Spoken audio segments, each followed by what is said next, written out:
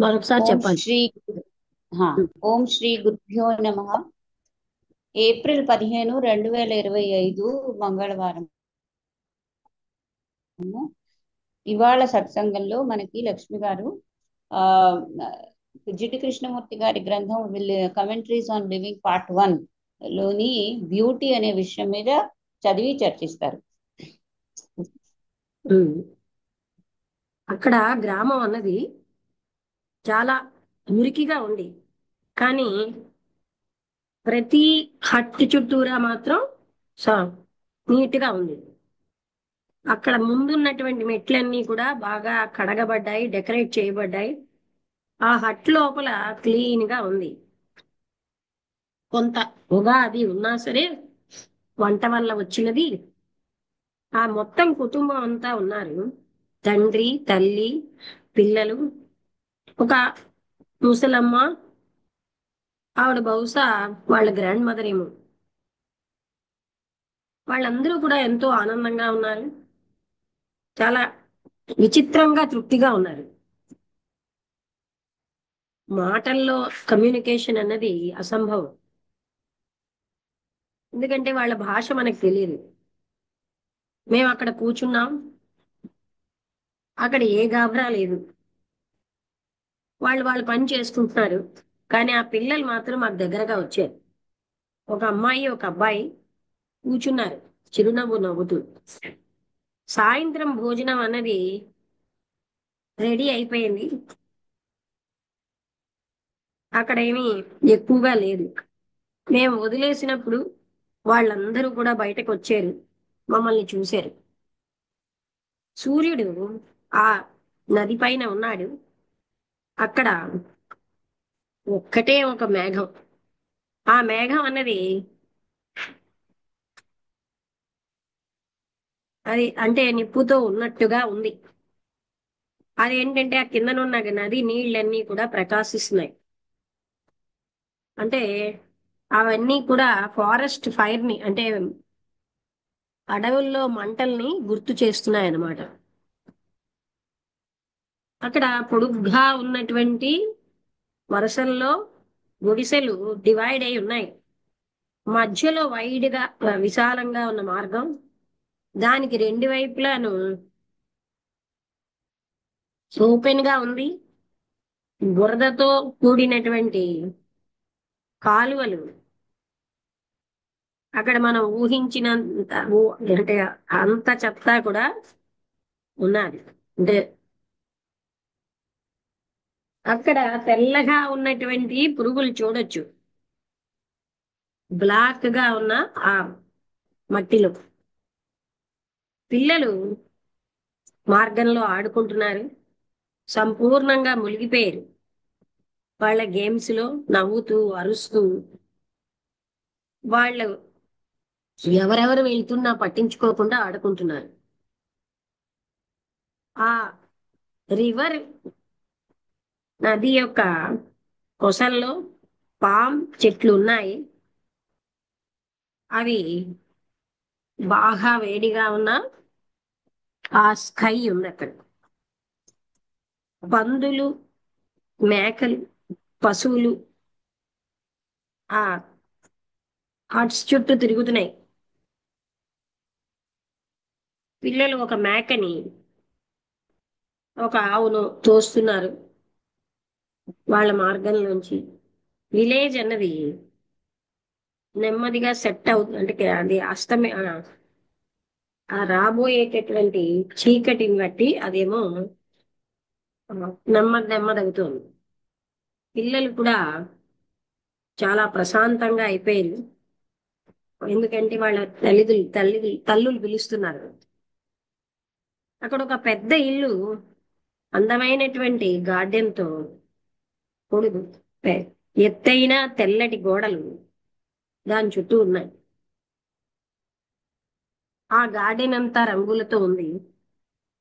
మంచి పుష్పాలు వికసించి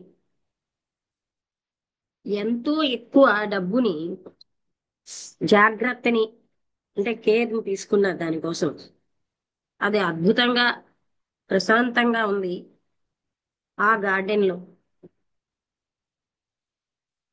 ప్రతిదీ కూడా బాగా వికసిస్తూ అక్కడ ఉన్న సౌందర్యం, పెద్ద చెట్టు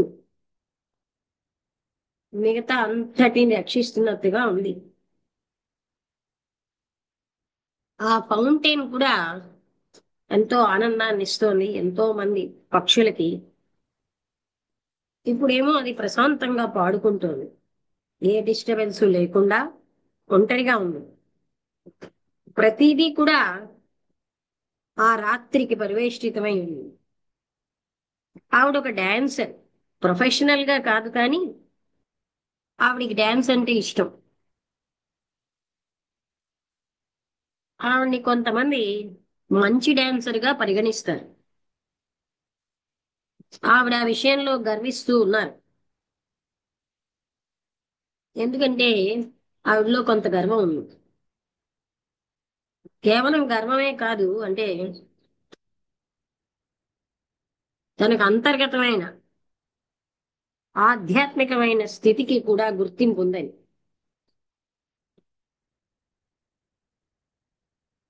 సామాన్యంగా ఇంకొకరైతే బాహ్యమైనటువంటి జయంతో సంతృప్తి పడతారు.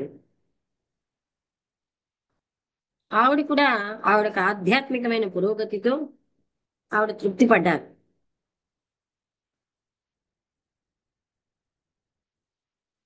ఆత్మ అంటే అభివృద్ధి అన్నది, ఆధ్యాత్మిక అభివృద్ధి అన్నది తనకై తాను విధించుకున్న మోసం. అది చాలా తృప్తిగా ఉంటుంది. ఆవిడికి నగలు ఉన్నాయి, ఆవిడ గోళ్ళు ఎర్రగా ఉన్నాయి, ఆవిడ పెదవులు కూడా పెయింట్ వేసినట్టుగా కావలసిన విధంగా ఉన్నాయి, అంటే కావలసిన కలర్ వేసినట్టుగా. ఆవిడ కేవలం డాన్స్ చేయడమే కాదు, ఆవిడ కళ మీద ఉపన్యాసాలు ఇస్తారు, సౌందర్యం మీద, ఆధ్యాత్మికమైనటువంటి అచీవ్మెంట్స్ మీద ఉపన్యాసాలు ఇస్తారు. వ్యానిటీ అంటే గొప్ప షో వర్క్ ఆశయం ఆవిడ మొహంలో ఉన్నాయి. అంటే వ్యానిటీ అంటే ఏదో గొప్పగా అంతా సాధించేసినట్టుగా అలాంటి స్థితి. తెలుగులో దాన్ని ఏమంటారు ఒకసారి చూస్తాను, మీరు ఎవరైనా చూస్తారా వ్యానిటీని ఏమంటారు తెలుగులో? అంటే లేనిదేదో గొప్ప ఉన్నట్టుగా చూపెట్టుకోరు. ఆమెకి ఆధ్యాత్మికంగా ఆర్టిస్ట్ గాను బాగా ప్రసిద్ధి. ఇప్పుడు ఆవిడ ఎంతో ఎక్కువగా పొందుతున్నారు. ఆవిడ ఏమన్నారంటే ఆవిడకి ఏమి వ్యక్తిగతమైన సమస్యలు లేవు కానీ ఆవిడ సౌందర్యం మీద, స్పిరిట్ మీద మాట్లాడదలుచుకున్నారు. ఆవిడ వ్యక్తిగత సమస్యలను ఏమీ పట్టించుకోవట్లేదు, అవి చాలా స్టూపిడ్ గా ఉంటాయి. ఆవిడకి విశాలమైన విషయాలతోటి మాట్లాడే సంబంధం ఉంది. సౌందర్యం అంటే ఏంటి? అంతర్గతమైందా బహిర్గతమైందా? అది సబ్జెక్టివా, అంటే ఒక స్థితికి, వస్తువుకి దానికి సంబంధించిందా? ఆబ్జెక్టివా అంటే అదే సౌందర్యం చూసేవాడిలోదా, చూడబడే వస్తువులోదా, లేకపోతే రెండు కలిపితేనా? ఆవిడ ఎంతో ష్యూర్ గా ఆవిడ యొక్క గ్రౌండ్ విషయంలో ఉన్నారు. సౌందర్యానికి వ్యతిరేకమే, అంటే కాదండమే ష్యూరిటీ. ఏదైనా విషయంలో నిశ్చితంగా ఉండడం అన్నది అది ఆత్మ పరివేష్టితమైనటువంటి, ఏ మాత్రము కూడా వంగనటువంటిది. సెన్సిటివిటీ అన్నది అక్కడ ఎలా ఉంటుంది? సౌందర్యం అంటే మీరు ఒక డెఫినిషన్ కోరుతున్నారా, లేకపోతే ఫార్ములా కోరుతున్నారా, లేకపోతే మీరు దాన్ని ఎంక్వైరీ చేయదలుచుకుంటున్నారా?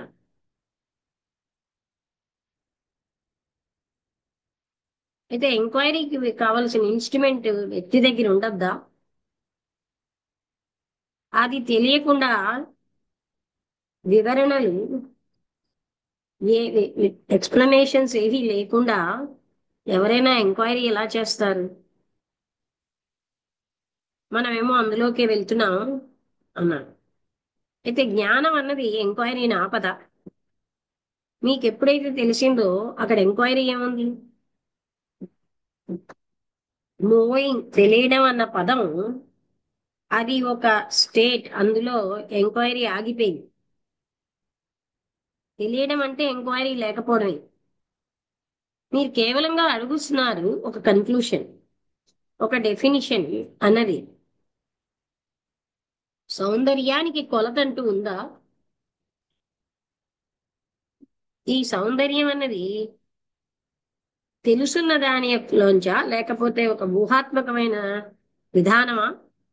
బ్యూటీ, సౌందర్యం అన్నది అబ్స్ట్రాక్షన్, అంటే మనకి ఇంద్రియాలతో పట్టుకోలేనిదా, ఒక ఫ్రేమ్ లేకుండా? అదేమైనా ప్రత్యేకమైనదా? ఈ ప్రత్యేకతని మనం సమైక్యంగా ఉండగలదా? అంతర్గతమైన స్వేచ్ఛ లేకుండా బాహ్యమైన సౌందర్యం సాధ్యమా? ఈ సౌందర్యం డెకరేషనా, లేకపోతే అడార్న్మెంట్ అన్నా అంతే, అంటే బాగా అలంకర అలంకరించేవా?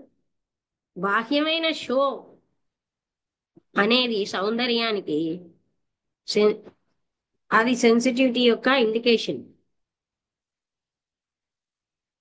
మీరు ఏమిటి అన్వేషిస్తున్నారు? అవుటర్ అండ్ ద ఇన్నర్ కాంబినేషనా? బాహ్య బ్యూటీ అనేది అంతర్గత సౌందర్యం లేకుండా బాహ్య సౌందర్యం ఎలా ఉంటుంది? మీరు దేని మీద ఎక్కువ ప్రాముఖ్యత ఇచ్చారు, దేనికి? నేను రెండింటికి ప్రాముఖ్యత ఇచ్చాను. ఒక రూపం అన్నది లేకపోతే పర్ఫెక్ట్ జీవితం ఎలా ఉంటుంది? సౌందర్యం అన్నది బాహ్యము ఆంతరంగిక కలయికే. అంటే సౌందర్యంగా ఉండడానికి మీకు ఒక ఫార్ములా ఉంది. ఆ ఫార్ములా అన్నది సౌందర్యం కాదు, అది కేవలంగా వరుస క్రమంలో ఉన్న పదాలే. సౌందర్యంగా ఉండడం అన్నది ఏదో ఒక అంటే అవ్వడం వల్ల వచ్చేది కాదు, బికమింగ్ వల్ల కాదు. మీరేంటి వెతుకుతున్నారు?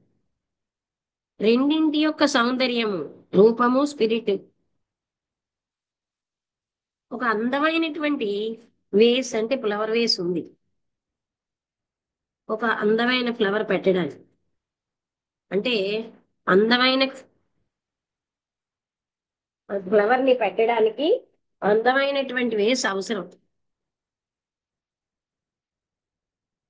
అంతర్గత సంస్కృతి అన్నది ఉండడానికి అవకాశం ఉందా? అందుకని బాహ్యమైన హార్మోని అవసరం ఉంటుందా? ఈ ఈ సెన్సిటివిటీ అని లేకుండా అంతర్గత హార్మోని, బహిర్గతమైన హార్మోని ఉంటాయా?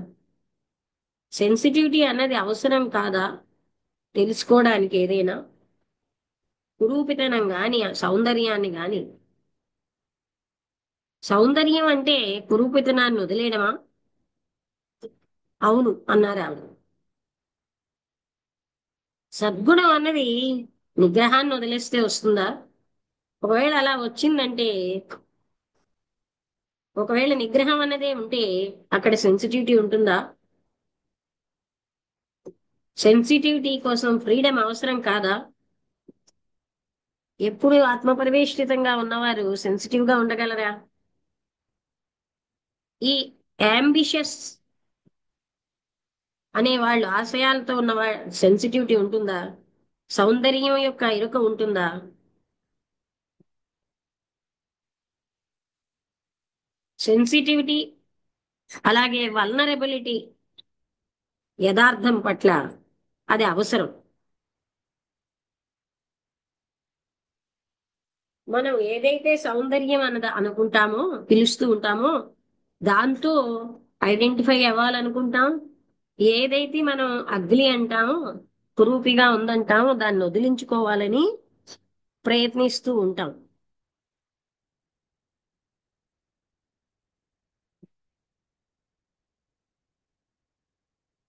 మనమేమో అందమైన గార్డెన్ ఏమో ఐడెంటిఫై అవుతాం. మన కళ్ళు వ- వాసన వస్తున్నటువంటి విలేజ్ వైపు కళ్ళు మూసుకుంటాం.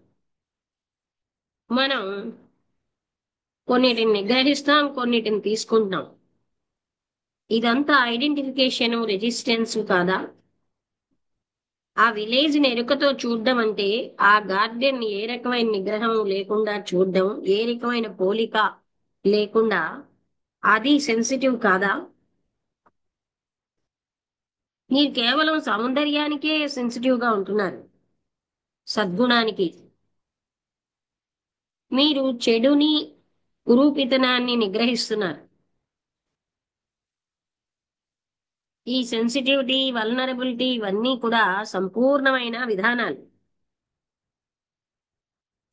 ఒక పర్టిక్యులర్ గా తృప్తి లెవెల్లో దాన్ని కట్ ఆఫ్ చేయలేం. నేను కూడా నేను సౌందర్యాన్ని, సెన్సిటివిటీని అన్వేషిస్తున్నాను. అవునా? అలా అయితే మీకు బ్యూటీ పట్ల కన్సర్న్ అన్నది ఆగిపోవాలి. అంటే కేవలం సౌందర్యాన్నే పట్టుకోవడం. సౌందర్యాన్ని ఆరాధించడం అన్నది యథార్థం నుంచి ఎస్కేప్ అయిపోవడమే. మీ నుంచి మీరు ఎస్కేప్ అయిపోతున్నారు. మీరు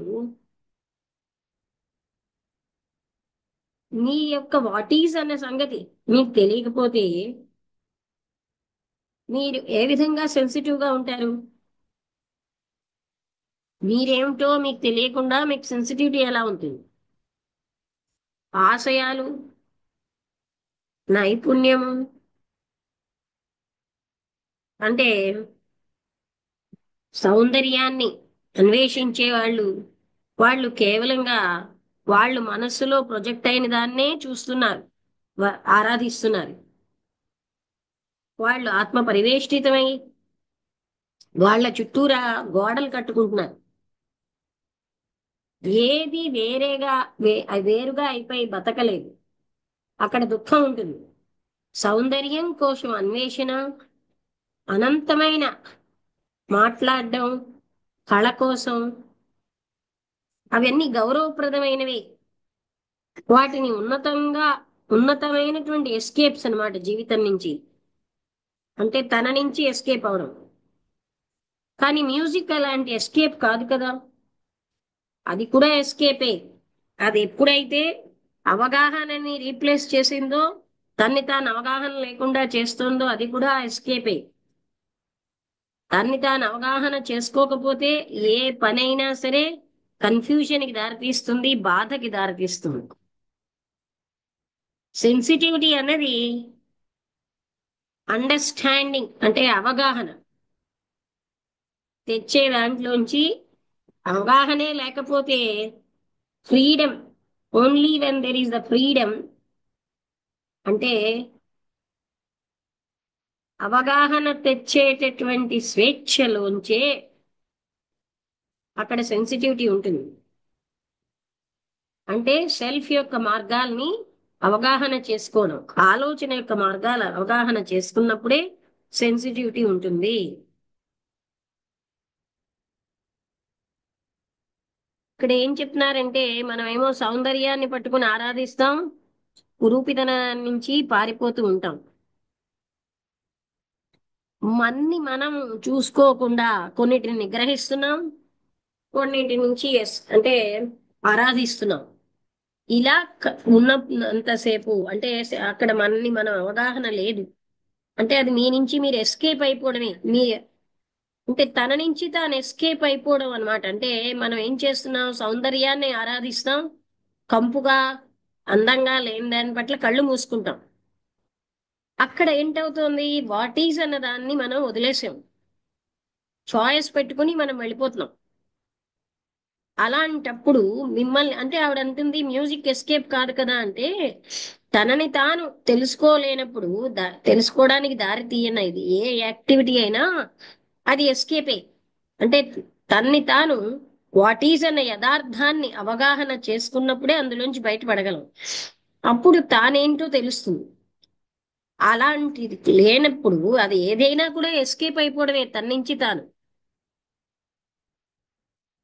అంటే మనం ఏం చేస్తూ ఉంటాం? ఇలా చాయిస్లు పెట్టుకుంటాం, ఇది బాగుంది ఇది బాగులేదు అనుకుంటూ. ఇదంతా కూడా మనస్సు యొక్క యాక్టివిటీ, సెల్ఫ్ యొక్క యాక్టివిటీ. ఈ మనస్సు, ఆ మనస్సే సెల్ఫ్ను తయారు చేసింది. ఈ యాక్టివిటీలోంచి బయటపడినప్పుడే అవగాహన అన్నది ఉంటుంది. అసలు నిజమైన అవగాహన లేకపోతే ఏదైనా తన నుంచి అది ఎస్కేపే అవుతుంది అంటున్నారు. అర్థమైందా అందరికీ? అర్థం కాకపోతే అడగండి. అర్థమై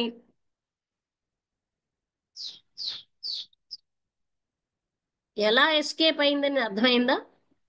వసంతలత చెప్తావా? నీకు అవగాహన అయింది, లేకపోతే డౌట్స్ అడగండి.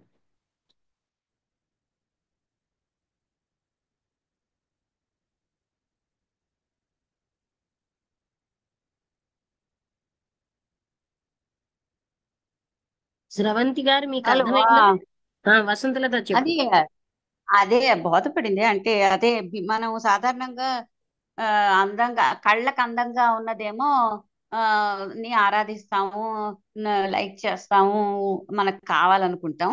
అదే కొంచెం మన కళ్ళకి బాగులేకపోతే అంటే అగ్లీగా ఉన్నట్టు అనిపిస్తే దాన్ని ప్రివెంట్ చేయడానికి, దాని నుంచి పారిపోవడానికి ప్రయత్నిస్తాం.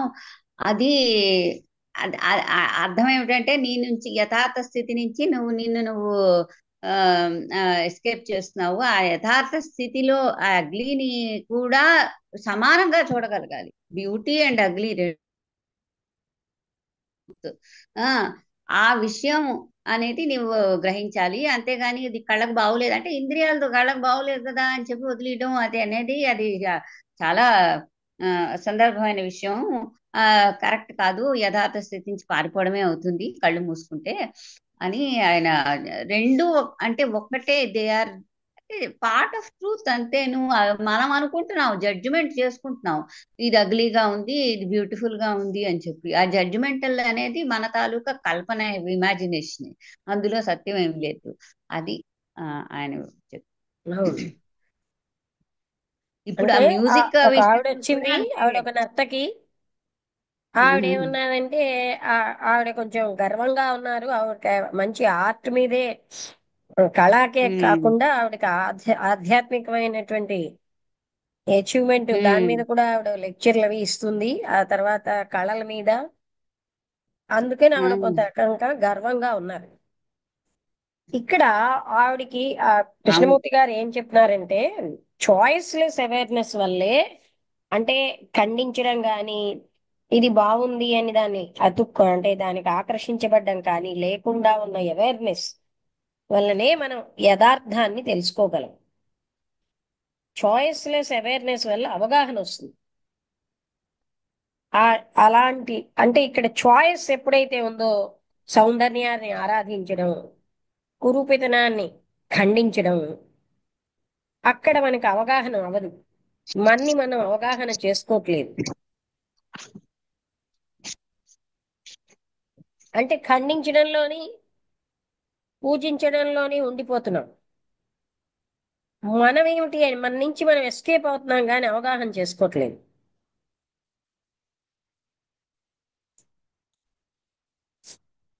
అర్థమైందా? ఈ విషయంలో ఎవరికైనా అవగాహన అవ్వకపోతే ఇంకా అడగండి. అంటే ఎలా ఉంటుందంటే, ఇక్కడ మనని మనం అవగాహన చేసుకోకుండా మనం పారిపోతూ ఉంటాం.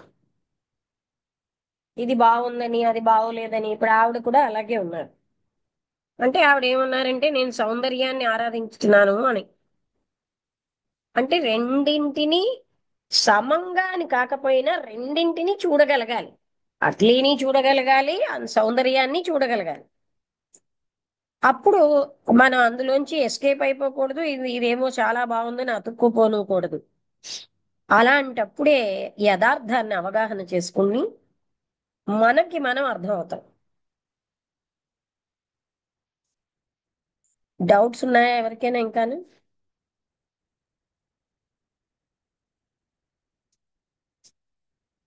అంటే కృష్ణమూర్తి గారు ఎక్కువగా తన్ని తాను అవగాహన చేసుకోవడానికి ప్రాముఖ్యత ఇస్తారు కదా. అంటే ఇక్కడ కృష్ణమూర్తి గారే కదా, అదే ముఖ్యం. మనం ఎప్పుడూ ఎస్కేప్ లోనే ఉంటాం. మన నుంచి మనం పారిపోతూ ఉంటాం.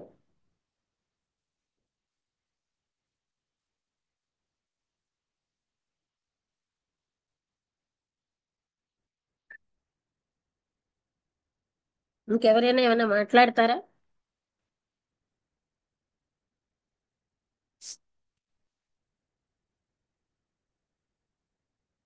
వల్లి అర్థమైందా? వల్లి ఉందా, వెళ్ళిపోయిందా? హలో. ఉమ్, ఉన్నాను ఆంటీ ఇక్కడ. అర్థం అవుతుందా? అర్థమవుతుంది. ఓకే. ఉమ్. నాయుడు గారు మీరేమైనా మాట్లాడతారా? స్రవంతి గారు మీరు కూడా. లేదమ్మా, అర్థం అవుతుందమ్మా.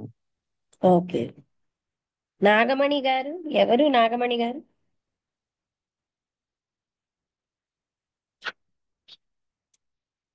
భాగ్యం గారు తాలూకావా?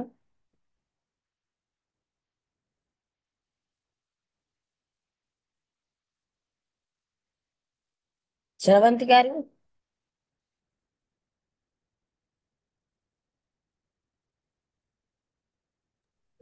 అమ్మా అర్థమవుతుంది.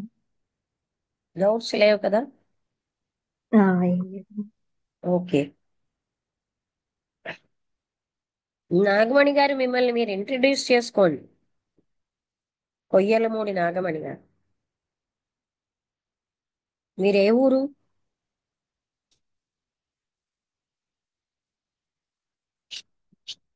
అన్మ్యూట్ చేయడం రాలేదా?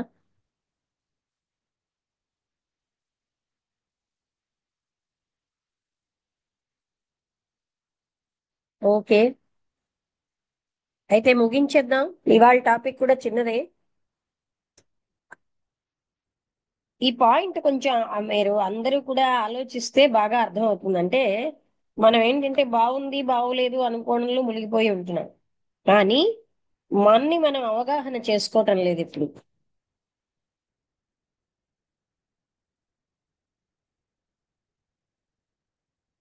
ఓకే అండి, ముగించేస్తున్నాను.